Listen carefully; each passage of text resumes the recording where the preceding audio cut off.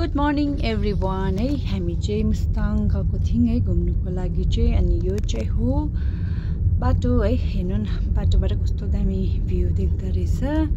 यहाँनिर चाहिँ छ कसै निलगिरी अरे कसै के रहेछ त्यस्तो, मलाई त थाहा चाहिँ छैन है।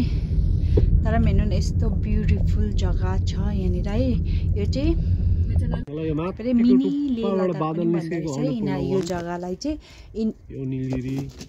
नेपालको एकदम राम्रो जग्गामा चाहिँ नाम आउँदो रहेछ है यसको चाहिँ। सेकेन्ड पोखराहरू पनि छ, तर यो पनि हेर्नु न एकदम ब्युटिफुल रहेछ है। तपाईँहरू पनि यसमा मस्ट भिजिट गर्न सक्नुहुन्छ है। अन्त यहाँनिरको सानो अब मिनी मार्केट भनौँ न, प्लस यहाँनिर चाहिँ त्यहाँको उयोहरू पनि पाउँदो रहेछ है, लोकल सामानहरू रहेछ। अलिअलि ज्यादा त थिएन दोकानहरू है, कम्ती मात्रामा उयो रहेछ। यहाँनिर थर्मल हेर्नु सक्नुहुन्छ तपाईँले, यहाँनिर सलहरू हेर्नु सक्नुहुन्छ।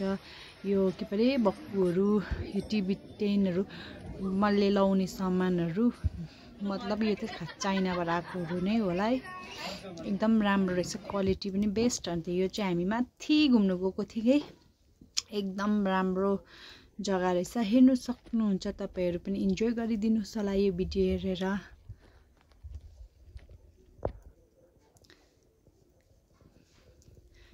यो चाहिँ अन्तखेरि फ्रोजन लेक अरे। अलिक पछि चाहिँ अब यसलाई डल्लै जमिँदो रहेछ है। अहिले चाहिँ मतलब राम्रै छ, अलिक भोलिपछिको चाहिँ डल्लै जमिन्छ अरे होइन। यो पनि मुस्ताङमै हो है। यो चाहिँ अब अलिक पछि जमिन्छ, अहिले त राम्रै छ।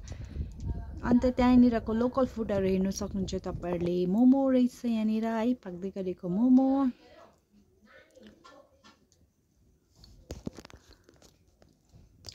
यहाँनिर चाहिँ मोमो बनाउँदै पनि थियो है। अन्त हामीले यो पनि भिडियो रेकर्ड गऱ्यौँ। अन्त साथैमा यहाँनिर लोकल राइस वाइन पनि पाउँदो रहेछ। यहाँ चाहिँ चुलामा आगो पनि मजाले लागिरहेको थियो।